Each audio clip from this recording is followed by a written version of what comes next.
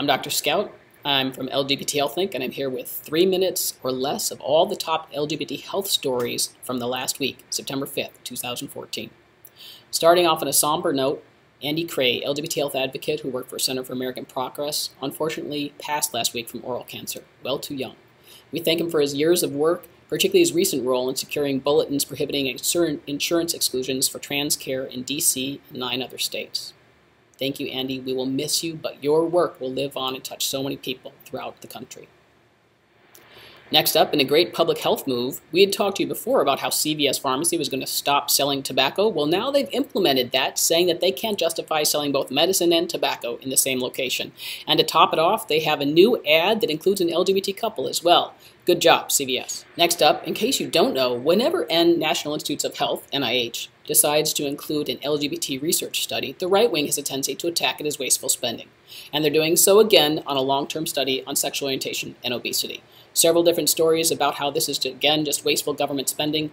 We're happy to see the Washington Post come out in support of it, talking about how it's a big public health crisis. But we also want to say ourselves, kudos to NIH for at least including one LGBT study about this top public health issue.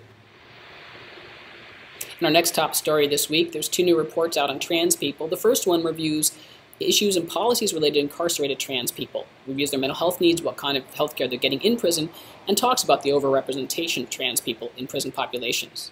Then Ontario's cool community-based participatory trans research project, Trans Pulse, has come out with a new report showing trans people in Ontario have underemployment and unemployment that's higher than average. And yes, it is because of stigma. In our next top story, there's a new study out exploring the relationship between how out lesbians are and whether or not they have depression. Sadly, over 50% of the study participants reported a lifetime history of depression at baseline, but they also explored the differences between depression being out and different racial and ethnic groups, showing substantive differences between when people are willing to disclose and whether or not it helps their depression. The authors called for more research for racial and ethnic groups and how this interacts with being out. In our last top story this week, there's 2 new studies exploring domestic violence in the LGBT population. Sadly, this shows that there are higher rates of domestic violence for LGBT people in the general population, triple the rate for men, and 75% more for women, while 34.6% of trans people reported a history of domestic violence. That's it for the stories this week. Be well. We'll see you next week. Thank you very much.